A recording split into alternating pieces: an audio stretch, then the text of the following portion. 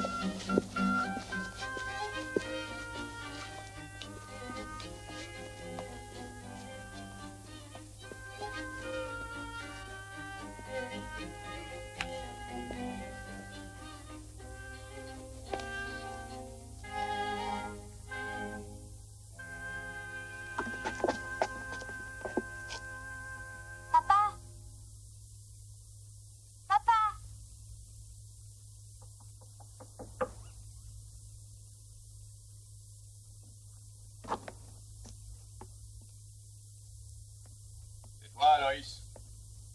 Oui, papa. Approche. Non, ici. Est-ce que tu as frappé? Oui, papa. J'ai pas entendu. Je t'assure, papa, j'ai frappé. Ne discute pas, j'ai dit que j'ai pas entendu. Et à la douane, je te le rappelle, pas au jardin d'enfants. Tu dois montrer du respect envers l'autorité. Et je la représente ici. Oui, papa, mais Il n'y a pas de mais. Et ça, c'est le comble. Depuis quand n'enlève-t-on pas sa casquette quand on parle? Papa, c'est le docteur qui m'a dit que tu viennes le plus rapidement possible. Ah, il t'a dit ça, hein? Comment ferais-je pour y aller, moi? J'ai des obligations. Dis-lui que je dois rester à mon poste. Attendez, monsieur, je peux vous remplacer si vous le désirez. Oh! Vous n'êtes qu'un sous-officier. Je suis le commandant, moi. Le chef, dois-je vous le redire? Les jeunes ont complètement perdu le sens du devoir. J'ai pas le droit de quitter mon poste quand ça me plaît. Je suis de service jusqu'à l'aube et je resterai jusqu'à l'aube. Mais monsieur... Je vous répète qu'il n'y a pas de mais. Non, monsieur, le devoir d'un homme passe avant la famille. Jeune décervelé. Dis-lui que je viendrai à l'aube, pas avant, même s'il veut me... Maudit docteur, des bouchers, voilà ce qu'ils sont tous. Papa, le docteur a Ce dit... qu'il dit n'a aucun intérêt. Je t'ai transmis mes ordres, tâche d'y obéir. Dis-lui quelques bons coups de ceinture.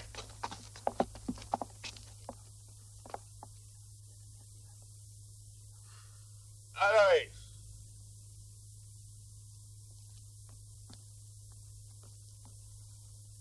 Quand a-t-elle commencé son travail? Il y a plus d'une demi-heure maintenant. Bien, oui, je vois ce que c'est. Elle en a pour la nuit et encore. Elle en a toujours pour des heures. C'est ça qui ne va pas. Non, ta mère, elle faisait vite. En 3 heures, tu as fait ton apparition en ce monde. 3 heures. Boum! En un clin d'œil sans problème. Mais pas Clara. Avec elle, c'est long et laborieux. Trop long et trop laborieux. Les nouveau-nés sont affaiblis par tout ce mal et ces hurlements. Va dire ça à ton maudit docteur! Qu'est-ce qu'il t'a dit? Et t'en fais pas. Je vais m'arranger pour qu'il rentre. Merci, Herr Joseph. Allez, mon bonhomme.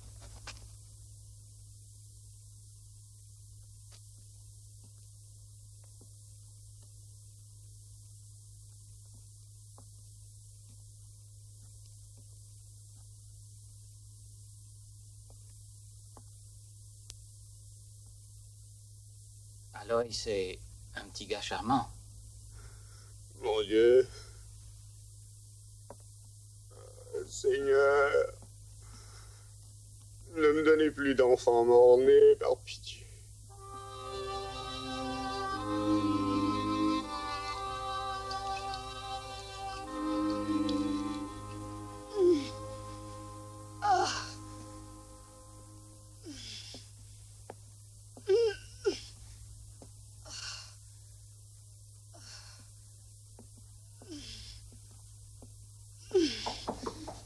C'est son mari, certainement.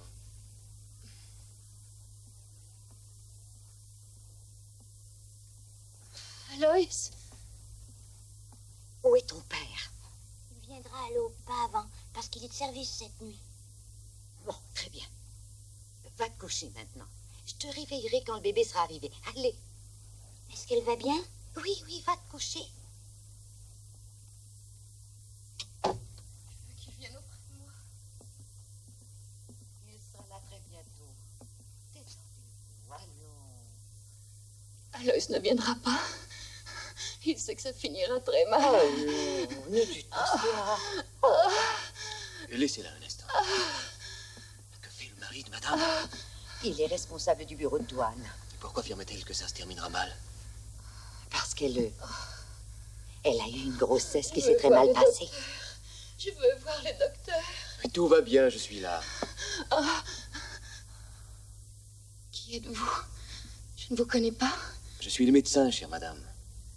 C'est vrai, je ne vous ai jamais vu. Et pourtant c'est vrai, le vieux docteur Muller n'exerce plus. Et c'est moi qui le remplace. On vous a tout dit Et tout dit quoi? sur mon cas précis. Votre cas? Qu'y a-t-il à dire à part que vous êtes en parfaite santé et que sous peu, vous allez avoir un bébé? C'est tout ce que je désire savoir. Dans une période de 18 mois, j'ai perdu 3 bébés. Je l'ai appris dans les notes du docteur Muller. Mais aucun n'est mort à la naissance. Il ne faut plus y penser et vous détendre surtout. Tout se passera bien, je vous le promets. Ce sera quand même mon 4e enfantement. 4 enfants en 4 ans. Il faut garder votre calme.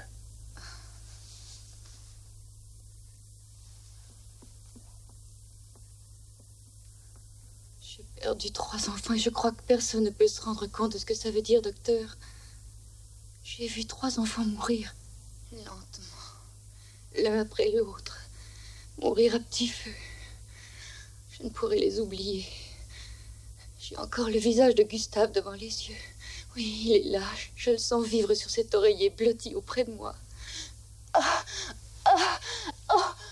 Docteur, Gustave était ce qu'on appelle un enfant beau comme un cœur. Mais cet enfant était si fragile. Oh, c'est terrible, un enfant qui est né fragile. Il s'éteint, il se consume lentement et personne ne peut rien pour lui. ne vous tourmentez pas. Votre bébé sera en bonne santé, je vous l'ai promis, non? Puis j'ai eu une fille qui s'appelait Ida. Ensuite, quelques jours avant Noël, ma fille Ida est morte. Elle avait à peine 4 mois. Oh, docteur, si vous l'aviez vue, elle était si jolie. La plus jolie des petites filles. J'en suis persuadé. Elle s'est envolée à 21 mois. Une si belle enfant. J'étais absolument terrifiée à l'idée qu'il puisse finalement lui arriver quelque chose. Gustave n'était plus. Mon petit Otto était au ciel lui aussi.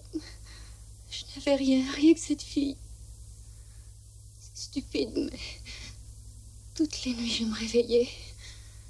Je me penchais au-dessus d'elle et je mettais mon oreille tout contre la tête blonde, cherchant à m'assurer que l'enfant respirait encore.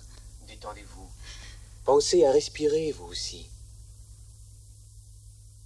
Vous la connaissez de longue date. Oh oui, ça fait environ 5 ans. Ils se sont installés chez moi à leur arrivée, enfin, dans notre petite auberge. Vous avez assisté à tous les ennuis qu'elle a subis. Ah oui, docteur. Et son mari? Il boit trop et sans faire abstinence le dimanche. Puis il est drôlement strict avec les 2 autres. Avec quels 2 autres? Avec le petit garçon et sa sœur. Issu d'un mariage précédent. Oui. Vous connaissez sa première femme? Non, moi je ne la connais pas. Mon oncle, où es-tu? Ne craignez rien, nous sommes là. C'est mon oncle que je veux. Essayez de vous détendre en fermant les yeux. Qui est cet oncle qu'elle réclame? Son oncle, c'est son mari aussi. C'est son mari. Oui, et elle, c'est sa nièce. Il a épousé sa propre nièce? Oui, docteur. Comme je l'ai toujours dit à mon cher et tendre époux, que Dieu ait son âme, j'ai toujours dit à Émile que c'était contre la nature de faire ce genre de choses, puis ça risque de fâcher le bon Dieu. Ils se sont mariés ici, en bas d'ici, dans notre salon élisabétain. J'ai tenté de m'y opposer à un moment. Peine perdue.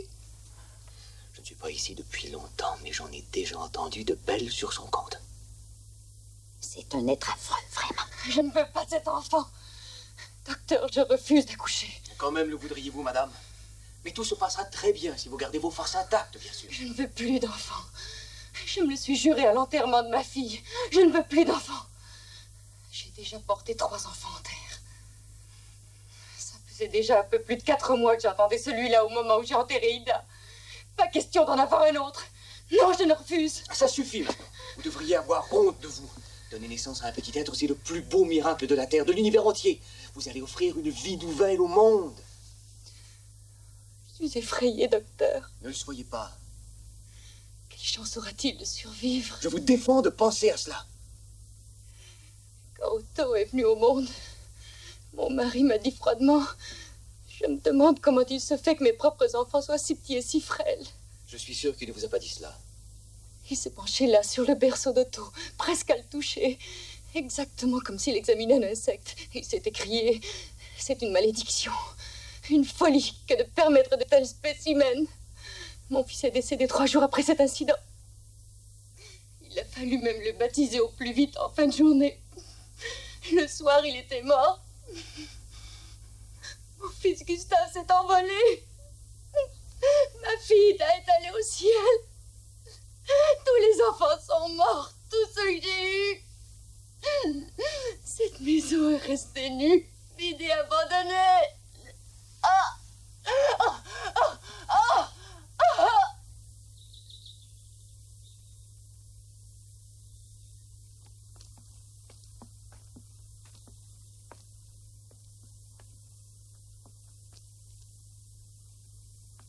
Monsieur, le soleil se lèvera dans une petite heure. Et après? Qui vous reprochera de rentrer plus tôt chez vous? Votre femme réclame votre présence. Je n'ai pas à recevoir d'ordre de votre part, ni de vous, ni de personne. Veuillez m'excuser, je vous croyais impatient de voir votre enfant. Je suis mon propre maître. Ouais, c'est à moi de décider où je vais aller. Oui, monsieur. Ce n'est pas à vous de me dire ce que les femmes réclament ou ne réclament pas. J'ai déjà eu 3 femmes, je suis au courant. Oui, monsieur.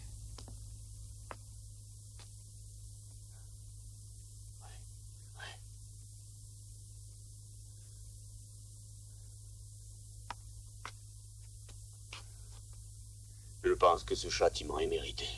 Comment cela? Je le sais.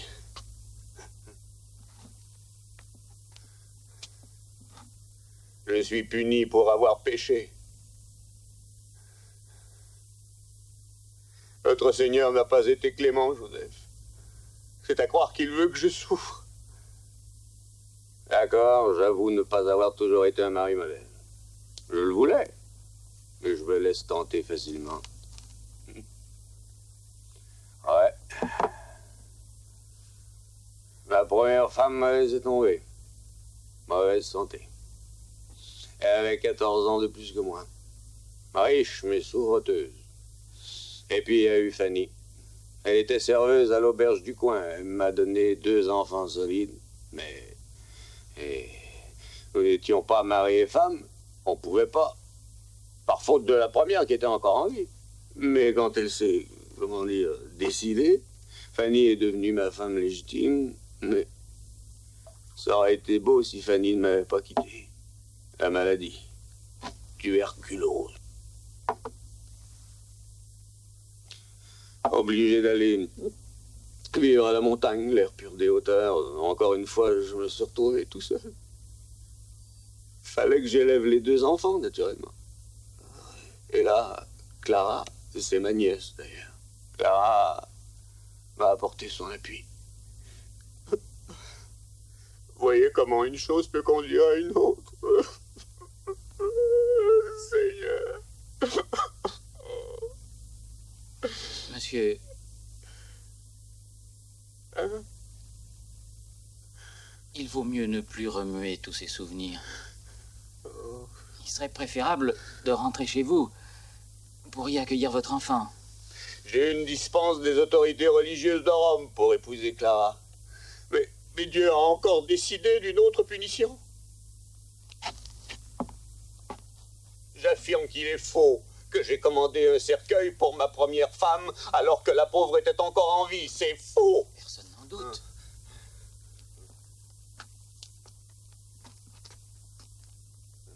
Laissez-moi vous dire, Joseph. Je suis effrayé à l'idée d'aller là-bas, à l'auberge. Je sens qu'un autre châtiment va me frapper.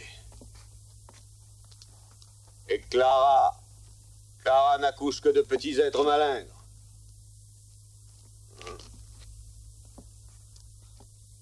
J'avoue que j'ai peur. Peur de jeter encore les yeux sur un enfant fragile. De me retrouver en face d'une autre créature moribonde.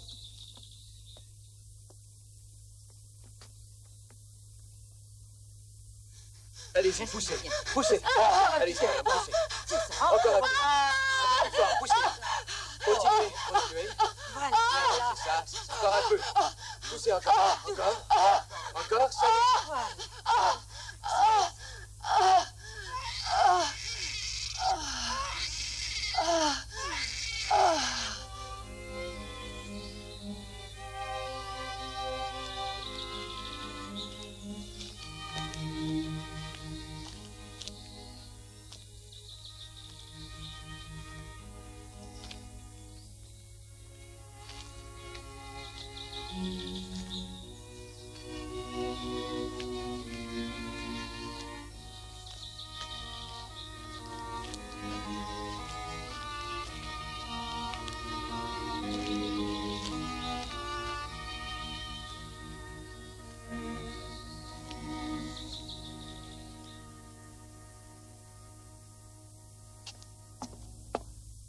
Tout va bien, chère madame. Vous venez d'avoir un petit garçon. Un magnifique petit garçon. Vous l'entendez pleurer? Est-ce qu'il va bien? Il va on ne peut mieux, madame. Je peux le voir, n'est-ce pas? Bien sûr, vous allez le voir. Je vous en prie, laissez-moi le voir tout de suite, docteur. Tout de suite. Ma chère madame, votre enfant est fort et en bonne santé. N'en doutez pas un moment, puisque je vous le dis. Mais que se passe-t-il? Il vient d'arrêter de pleurer. C'est tout à fait normal. Frau Lemmer lui donne son premier bain, ma très chère. Il sera beaucoup plus magnifique encore. Vous me jurez que mon fils est normal? Oui, je vous le jure. Faites-moi le plaisir de vous allonger. Il faut vous détendre. Je prie, je supplie Dieu de vouloir bien me le garder en vie. Je vous assure qu'il va vivre. Fermez les yeux. Il faut vous détendre. C'est tout ce que je vous demande. Soyez sage. Mon oncle? J'ai dit soyez sage, madame.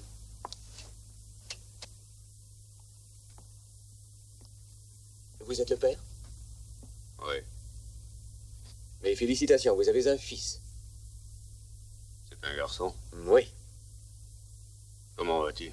à la perfection, tout comme votre femme. Bon. Dieu soit loué.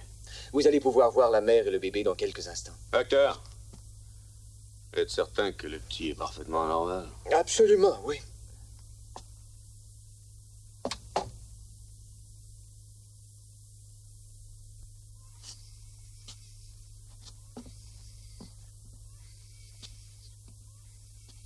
Attends là.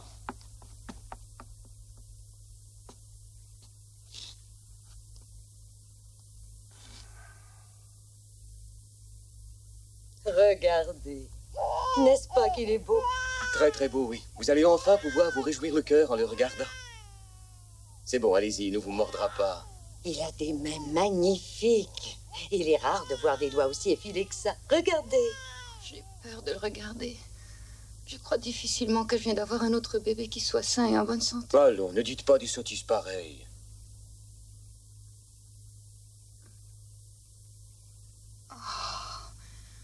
C'est vrai qu'il est beau. Nous vous le disions.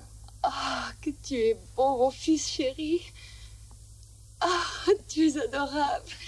Oui. Là.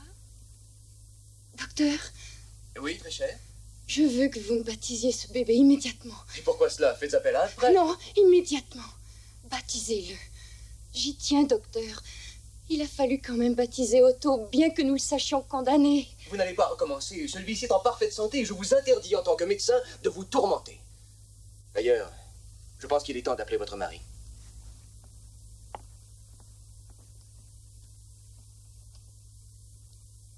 Aloys? Oui. Oh, je ne vous voyais pas. Vous pouvez entrer maintenant. Suivez-moi.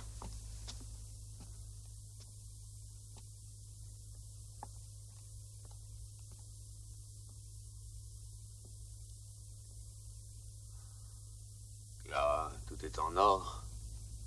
Ce bébé a les poumons parfaits, je peux vous le dire. J'ai eu les oreilles transpercées par ces cris à sa venue en ce monde.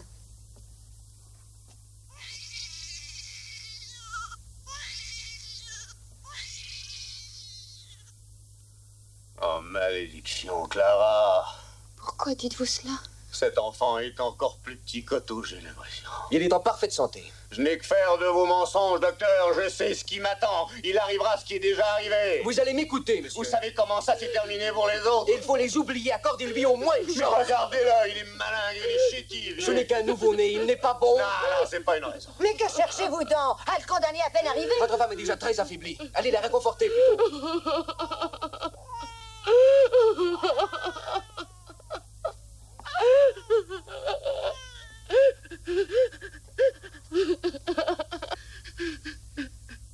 Clara. C'est parce que je t'en prie, Clara. Ne pleure pas.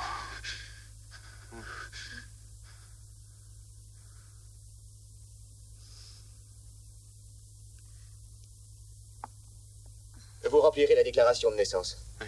Restez aux côtés de la jeune accouchée, Frau Lemmer. Bien sûr, docteur.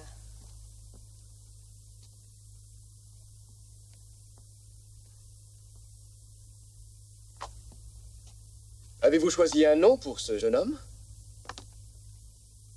Oui. J'aurais beaucoup aimé l'appeler Alois, comme son père. Mais il y a un ennui, j'ai un fils issu d'un premier mariage prénommé Alois. En fait, je cherche un nom se rapprochant de celui-là. Avant qu'il ne vienne au monde, je n'ai fait que prier notre Dieu Tout-Puissant pour qu'il daigne accorder à mon bébé le seul droit de vivre. J'aurais fait exactement la même chose. J'ai connu 3 échecs et un autre aurait été de trop.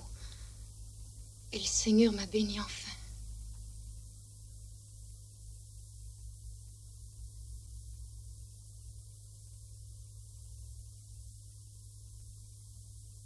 Le nom de jeune fille de votre femme? Pause. Clara Pause. Pause. Identité du père de l'enfant? Je connais une famille qui porte le même nom que vous, à Dollersheim. Ça s'appelle H.I. Non, non, non, non, ce sont des cousins. Nous avons changé de mon côté. Ça s'appelle H-I-T-L-E-R. Hitler.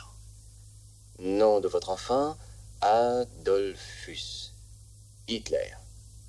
Né en 1889, le 20 avril. Veuillez signer, je vous prie.